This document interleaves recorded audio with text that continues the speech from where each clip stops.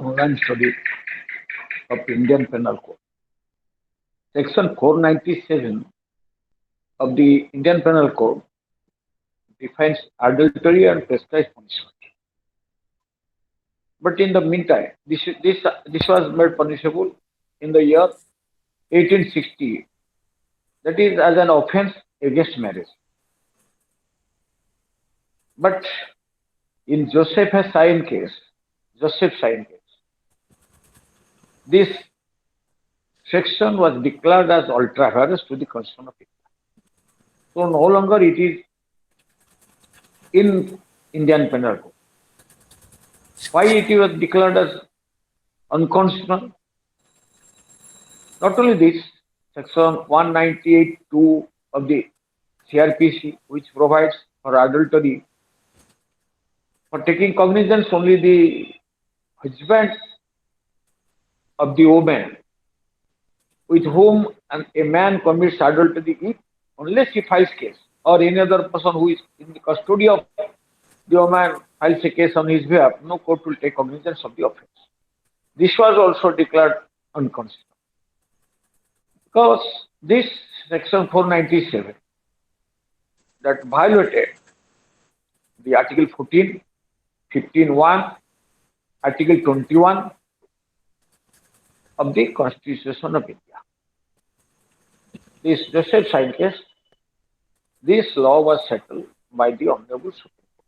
Why? You should have an idea on what basis this section was declared. This 497 was declared as ultra vires. Previously, this section was there. It is initially this section 497 of the Indian Penal Code was not in the Indian Penal Code. Lord Macaulay was not in favor of making punishment for adultery because, according to him, adultery is a private wrong. So, at least it is thought that may be a ground for divorce. But it is not affecting the public at large. A crime. It is not affecting. But somehow this it was included. Thereafter, other members, law members, did not agree, and the view of according to the majority law members, this section 496 was included in the Indian Penal Code. But adultery, as it was, no longer it is a law now. But how? But you should know why this adultery was declared as ultra vires, constitutional ultra vires, violates the Article 14, 15(1), and Article 21 of the Constitution of India. Why? Because you know how previously the adultery, it was defined that if a man keeps in sexual relation, whoever has sexual intercourse, if a man has sexual intercourse with a woman who is married, or knowing that a woman is married, without the connivance or the consent of that, the husband of that woman, then he is liable for punishment up to 5 years in. So you see, certainly, but the object was, you may say, it is an offence to protect the marriage. So protect how? Because the Honorable Supreme Court gave the reasoning that how this protect the marriage. Suppose the man keeps relation with an unmarried girl or a widow. In such case, consent sexual relation with an unmarried girl or with a widow. So there, it is not a punishable. It is not punishable. So how it protect the marriage? How the marriage will break if that man has a sexual intercourse with a married woman? For that, this Honorable Supreme Court did not agree. That this is section 497 protects the offence of marriage, protect the marriage as an offence punishable, and it protects the marriage or sanctity of the marriage. So if the sanctity of the marriage is not affected by if the husband keeps a sexual intercourse with a unmarried girl or a widow, and in such case no punishment is there, how this violates? This is not a sanctity marriage. Second round is there. Second, right to equality is violated. How? Because if the man is honest, but the woman, the adultery, the person who commits, who has a sexual intercourse with the married woman, the woman, there is no punishment for the woman. That is also right to equality is violated. Then again, Article 15(1), that only on the ground of sex, this sex only, the state cannot discriminate anybody. What it says? In case of adultery, as per section 198, subsection 2, for taking cognizance of the offence, only the agreed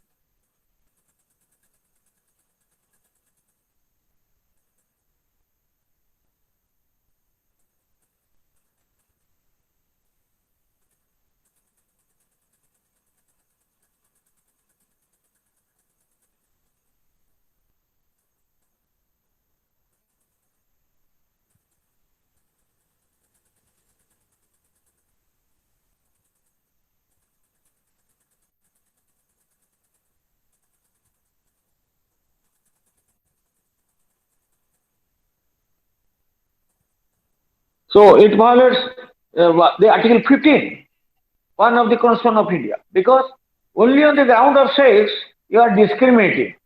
Why? Because only the husband, if the husband of the woman with whom a person keeps an adulterous relationship, if he only file case, then cognizance will be taken. Suppose if a man who is married, he has sexual intercourse with another married woman, the wife of that married man cannot file a complaint case for taking cognizance of the offence. So thereby, Article 15 was a one, only a discrimination is only on the ground of sex. That is male. Again, Article 21, how it was violated? Because by providing such, by making such provision in section 198(2) of the CRPC, this wife are treated as a chattel, as if the wife is the property of the husband, and the husband will file a case as if he is aggrieved like a theft. So, considering all these things, this section 497 was declared unconstitutional. It violates the provisions of Article 14, 15(1), and Article 21, right to life. Dignity of the woman is also, that's right, because she is treated as a chattel of the husband. So, considering this, the Honorable Supreme Court, in Joseph Sain case, declared this section 497 as ultra vires. You go through the decision of Joseph Sain case, then you will be fundamentally clear. You will be very clear how that is a very good regime, very best regime, how various regimes are justifiable regimes. The Honorable Supreme Court declared this section, this is ultra vires. Another thing that may come to your mind, why the Honorable Supreme Court did not leave it to the legislature to repeal it? No, because no longer it is a good law, because it has become obsolete. So the Supreme Court took that adultery is a private wrong, not it is a crime. If anybody is agreed, then only it may be a ground for divorce, not that may be that is penalty. So section 490. Adultery, Joseph Sain case, 2018, you go through it and make yourself clear how in a very beautiful judgment the Honorable Supreme Court has declared that adultery as initially to the superficially to understand that it will just you may not agree with the judgment of the Honorable Supreme Court. You may You may not, you may dispute, you may uh, get scope to not to accept, your mind may not accept. But if you go through the decision very carefully, then you will agree that certainly that the Honorable Supreme Court was justified in declaring this section 497 as ultra virus as per the provisions of Article 14, Article 15(1), and Article 21 of the Code. Not only this, even under this section 198 2 CRPC, that was also declared. Now, section 490, enticing or taking away or detaining with criminal intent a married woman. This is what is it? Whoever takes or entices away any woman, takes a woman or entices away any woman who is and whom he knows or is reason to believe to be a wife of another person, another man. A person knows that somebody is a married woman, or he has reason to believe that is the wife, that woman is the wife of some another person. He takes or entices that woman from that man, or from any person having the care of her on behalf of that, from any person who is in the under whose care that woman was, but with intent that she may have illicit intercourse with any person, because illicit intercourse is there, so it is mentioned. So with takes or entices a married woman, a person whoever takes or entices a married woman or a woman having reason to believe that she is the wife of any other person, with intent that she may have illicit intercourse with any person, or conceals or detains, either conceals that woman or detains that woman with that intent, any such woman, with that intent, mean with an illicit intercourse with that woman, shall be punished with imprisonment for either description or a term which may extend to 2 years, or with fine, or with both. Then, this is chapter 28. This was included with effect from in the criminal in the Indian Penal Code with effect from 25/12/1983. What it says? Only one section, that is 498A. That is cruelty to a man. What section 498A says? Husband or relative husband of a man subjecting her to cruelty. Only the husband or the relative of the husband, when subjects a woman to cruelty, or subjected a woman to cruelty, then section 498A is not applicable. Is applicable. It is not applicable against any person who is not the husband or relative of the husband, relative of the husband. What it says? Whoever, being the husband or the relative of the husband. Who is the relative of the husband? That has been defined the latter. So whoever being the husband or relative of the husband of a woman, either husband or relative of the husband of a woman, subject such woman to cruelty. Subject such woman to cruelty shall be punished with imprisonment for a term which may extend to 3 years, and shall also be liable to fine. What's the section 498 say? Only the husband or the relative of the husband of a woman, if they subject a woman with cruelty, then he or she will be punished with imprisonment. He shall be liable for punishment with imprisonment up to 3 years or with fine. Then what is cruelty that has been defined? What is cruelty? Cruelty means what? Cruelty means a different, first, any willful conduct which of such a nature as is likely to drive that one to commit suicide. This is first. What is cruelty? Any willful conduct. Willful conduct, intentionally somebody is doing some act. Any willful conduct of such a nature. Such a nature is, again, you should give emphasis. Willful conduct is of such a nature. Not a ordinary nature, a very normal nature. willful conduct of such a nature which drives that woman to commit suicide, which will induce that woman, which will force that woman, which will take that woman to commit suicide. Then that is first. This is correct. Second, or to cause grave injury or danger to life.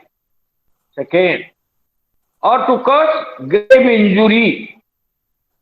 Cruelty means causing grave injury to a woman, that will also be treated as cruelty to a woman. Or danger to life, limb, or health. Causing grave injury will be treated as cruelty, or causing danger, causing danger to life, limb, or health of that woman, whether mental or physical, then that will be treated as cruelty. First cruelty, what is cruelty? Sometimes you forget what is cruelty to. Any willful conduct which drives that woman to commit suicide, then that will be treated as cruelty. Second, which causes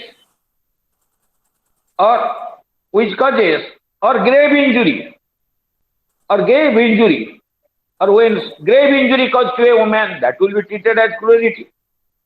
Or danger to life, limb, or health to a woman. These are cruelty. First, willful conduct which drives the woman to commit suicide, that will be treated as cruelty. Then, that is, which causes, when somebody causes grave injury to a woman, that will be treated as cruelty.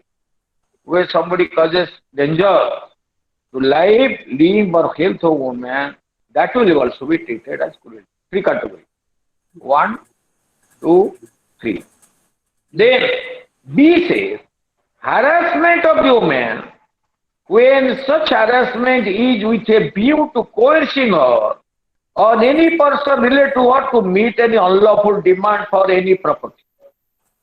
So harassment here, that is maybe dowry, or for coercing her. Harassment to a woman, harassment to the woman, where such harassment to a woman, where such harassment is to coercing her, so that you will be compelled, that is create pure psychosis in her by coercing her, or any person related to her to meet an unlawful demand for any property. Dowry is not there. Or to meet any unlawful demand of any property or valuable security, or is on account of, second, or is on account of failure by her or any person related to her to meet such demand. Dowry is never there. Sometimes see, dowry may be cause what he says, any harassment to a woman.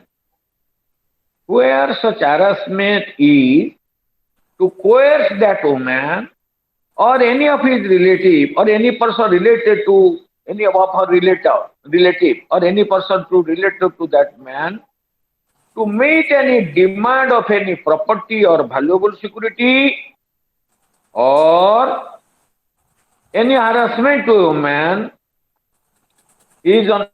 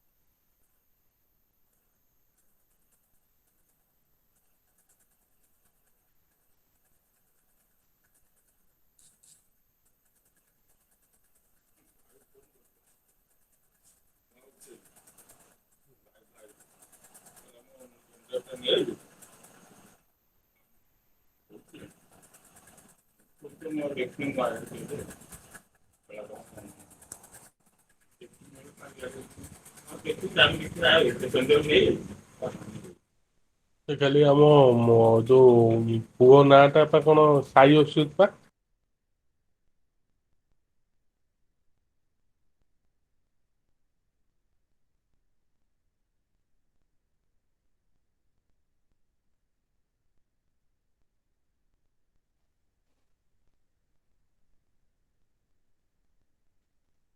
Section 499 of the Indian Penal Code defines defamation. Defamation may be in two ways, either by orally or in visible form or in a written form. In the law of tort, defamation is also a tortious liability, that is a tort. If somebody defames another, is liable to pay damages under the law of tort. Oral defamation is called slander under the law of tort, and a defamation in the visible form and written form, that is called libel. Section 499 of the IPC covers both oral defamation as well as the slander and libel. What Section 499 says? Whoever by words, either spoken means it is a slander. Whoever by words, either spoken or intended to be read or in written form, words spoken or intended to be read, or by signs or by visible representation, 4 ways, even by giving a sign.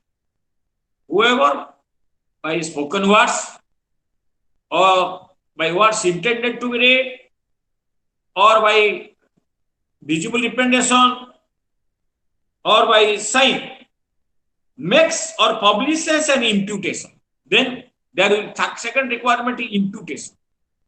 Making or publishing some imputation concerning any person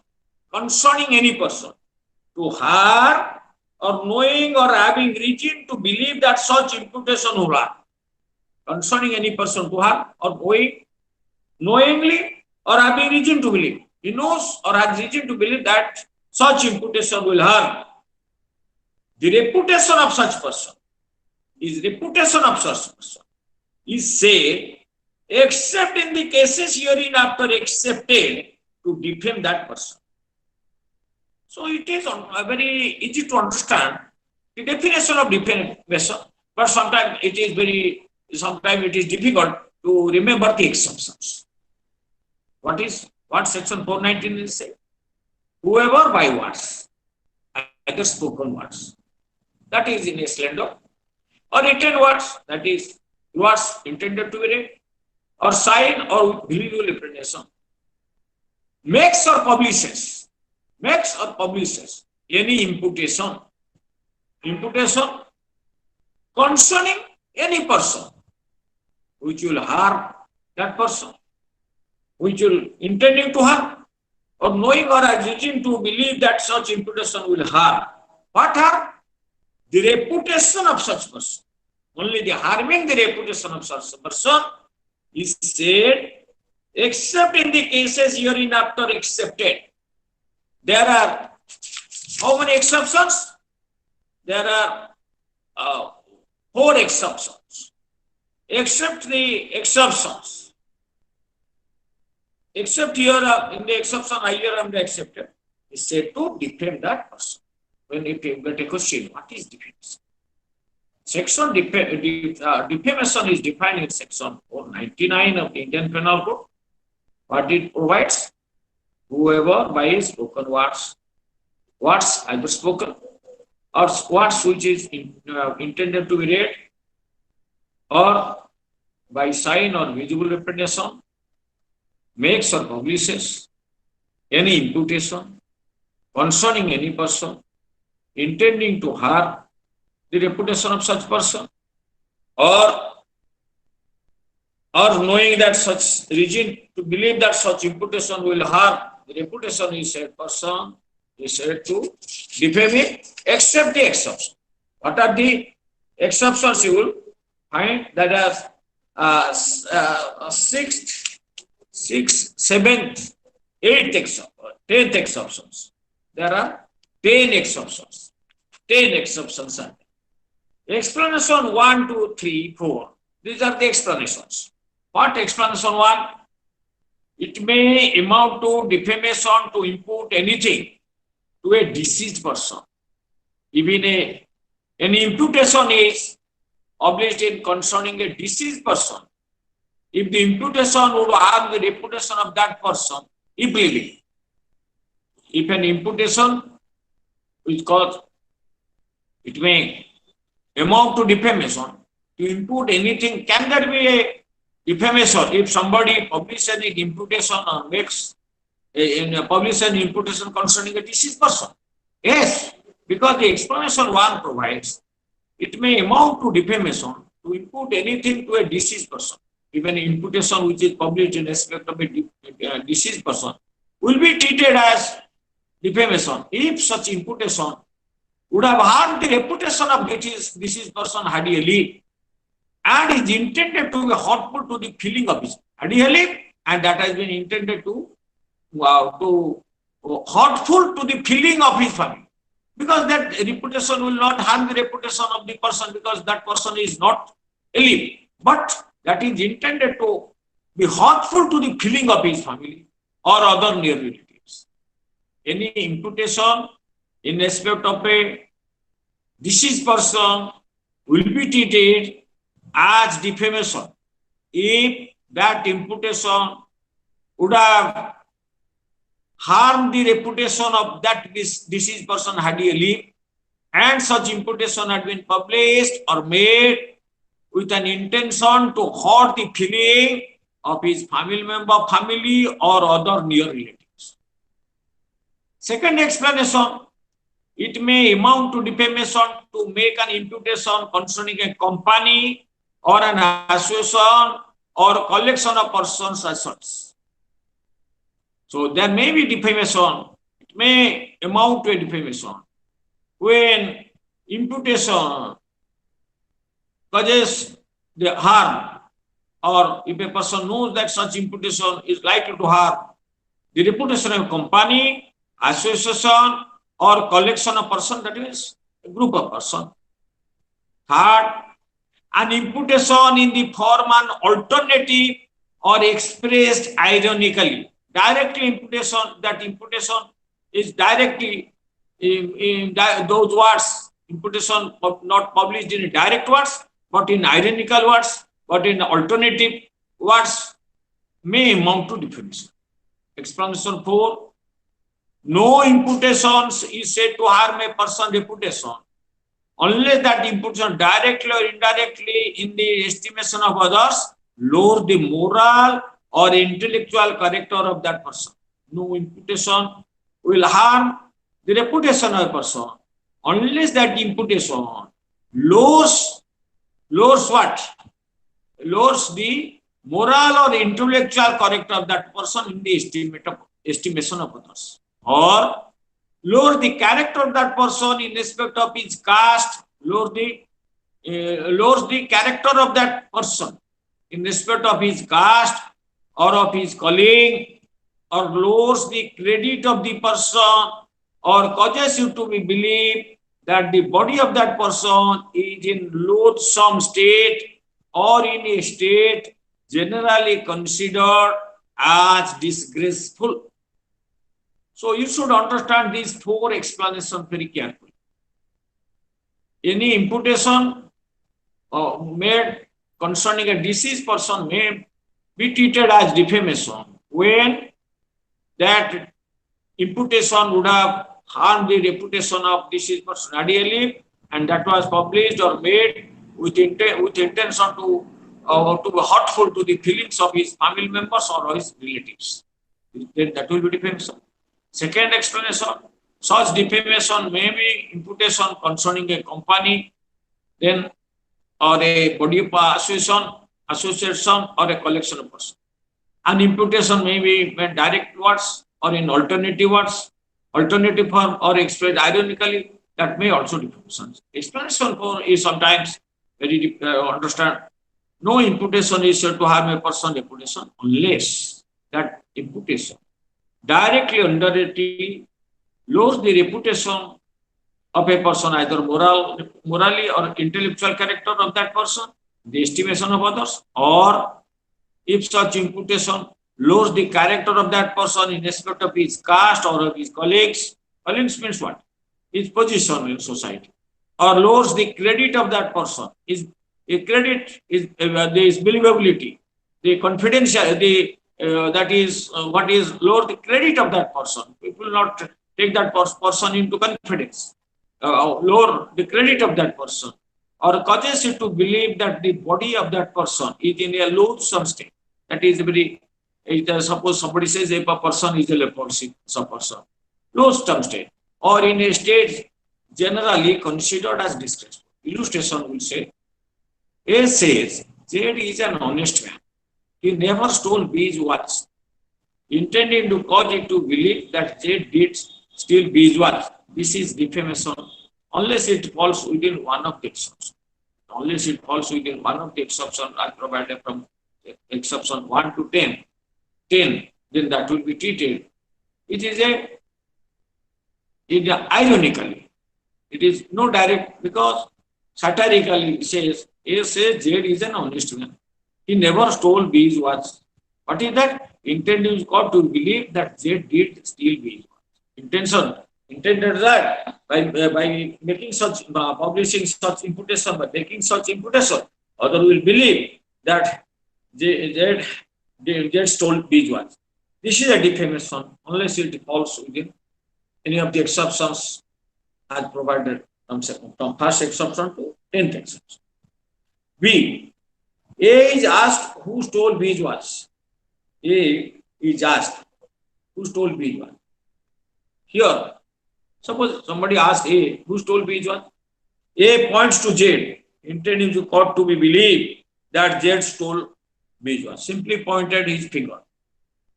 So here, this is given unless it falls within one of the exceptions, because it is sign for. It is a sign. Whoever by words or other spoken intended to be read, or by signs or by visual representation makes an imputation. So by giving a pointing to B, that is such imputation was published or made by sign. A draws a picture of J running away with the B's watch, intending it to be believed that Z stole B's watch. That is a picture. This is given unless it falls within one of the exceptions. So, what are the 10 exceptions? Sometimes we forget. It is very difficult to master all those exceptions. There is some overlaps, 2 to 3 exceptions. Sometimes you remember, other exceptions you forget. When a question, direct question comes, sometimes you will not be in a position to mention all those exceptions. But nothing is impossible. If you read it again and again and you make a note of it, and in a short form, then you can understand. First exception what? Imputation of truth which public good requires to be made or published. First exception. Imputation of truth. Somebody tells truth. Such imputation must be published or made, which public good requires to be made or published in the interest of public. Such imputation of which public good requires. Imputation of truth which public good requires to be made or published. Only public good requires to be made or published. Imputation of truth. First exception, it is not defamation to impute anything which is true concerning any person. A person knows that he has misappropriated a particular money of a particular bank. He is a clerk. So that is a truth. If somebody publishes that imputation, make that imputation saying J misappropriated a particular amount, that imputation is to be made for public, which public good requires, or in the interest of the public that requires that such imputation should be made or published. He knows that a particular person had made a substandard work and misappropriated certain money. as a contractor. So he can make a such public make such imputation. It is not defamation to impute anything which is true concerning any person.